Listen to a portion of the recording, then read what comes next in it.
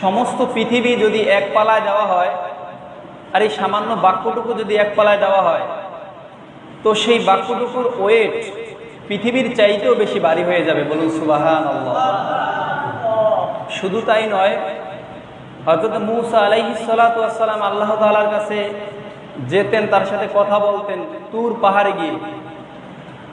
তো একবার তিনি বললেন যে, হে আল্লাহ, আপনি আমাকে এমন একটা আমল, পাওয়ারফুল আমলের কথা বলেন যেই আমলটা করলে আমি দ্রুত জান্নাতে যেতে পারবো এবং বেশি সওয়াবের অধিকারী হতে পারবো। এমন একটা আমল আপনি আমাকে বলে দেন। মূসা নবী কাকে বলছে? কি বলছে?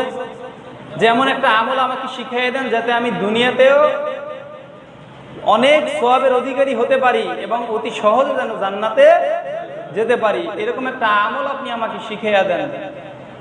আল্লাহ তাআলা বলেন, মূসা ক্বালু লা ইলাহা ইল্লাল্লাহ। আর হাদিসে আসছে যে ক্বালু লা ইলাহা ইল্লাল্লাহ ফাদাখালাল জান্নাহ। যে ব্যক্তি একবার ঈমানের সহিত কালিমা পড়বে সে জান্নাতে প্রবেশ করবে। বলুন সুবহানাল্লাহ। তো মূসা নবী বলে, আল্লাহ, আমি তোমার কাছে একটা বড় একটা আমল চাইছিলাম, তুমি কইলে খালি লা ইলাহা ইল্লাল্লাহ। আরে মূসা, এই লা ইলাহা ইল্লাল্লাহর পাওয়ার এত বড় আর এর সওয়াব এত বেশি, তুমি যদি জানতে সার্বক্ষণিক সকল ইবাদত ছেড়ে শুধু লা ইলাহা ইল্লাল্লাহই পড়তে। বলুন সুবহানাল্লাহ।